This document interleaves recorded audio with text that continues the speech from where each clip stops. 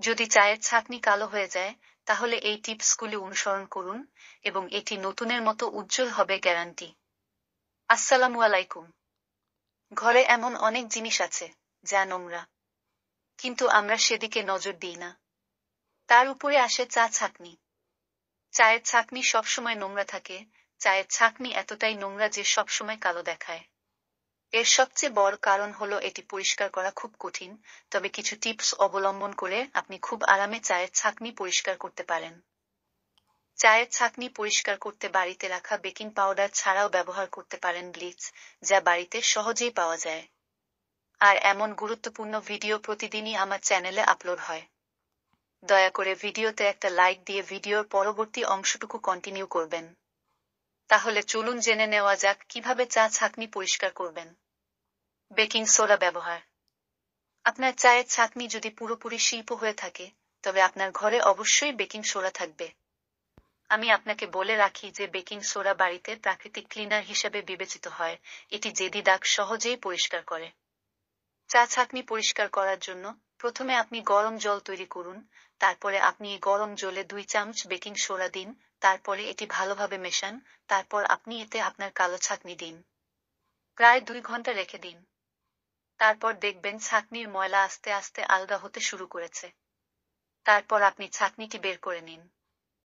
তারপর আপনি সাধারণ ডিশ ওয়াশ দিয়ে পরিষ্কার করবেন। আপনার ছাঁকনি একেবারে নতুন হয়ে যাবে। ব্লিচ ব্যবহার।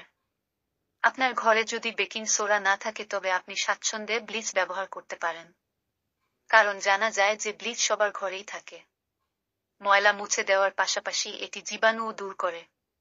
প্রথমত আপনি যদি ফিল্টারটি পরিষ্কার করতে চান তবে এর জন্য প্রথমে একটি বাটি জল নিন।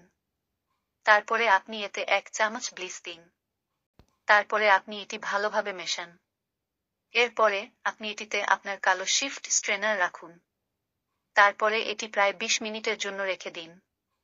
এরপরে আপনি এটি বের করে সাধারণ ডিশ ওয়াশ দিয়ে ধুয়ে ফেলুন। আপনার ছাঁকনিটি নতুনের মতো হবে। ভিনেগার ব্যবহার। আপনার বাড়িতে যদি ভিনেগার থাকে তবে আপনি এটি আপনার ছাঁকনি পরিষ্কার করতেও ব্যবহার করতে পারেন। আপনি জানেন যে ভিনেগার বাড়িতে প্রচুর ব্যবহার করা হয়, কিন্তু আপনি ভিনেগার ব্যবহার করে আপনার ফিল্টার পরিষ্কার করতে পারেন। প্রথমত আপনি একটি পাত্রে ভিনেগার নিন। তারপরে আপনি আপনার আর্ট মার্কারি ফিল্টারটি ভিনেগারে রাখুন। তারপর আপনি এটি সারা রাত রেখে দিন। তারপরে আপনি দেখতে পাবেন যে ফিল্টারের সমস্ত ময়লা উঠে গেছে। এরপরে ছাঁকনিটি বের করে যে কোনো ডিশ ওয়াশ দিয়ে ধুয়ে ফেলুন। আশা করি আজকের ভিডিওটা আপনাদের একটু হলেও উপকারে আসবে। যদি আমার ভিডিও থেকে একটু উপকার পান তাহলে অবশ্যই আমার চ্যানেলটা সাবস্ক্রাইব করার অনুরোধ রইল। আবারও দেখা হবে নতুন কোনো ভিডিও নিয়ে। সেই পর্যন্ত সকলেই ভালো থাকুন। আল্লাহ হাফেজ।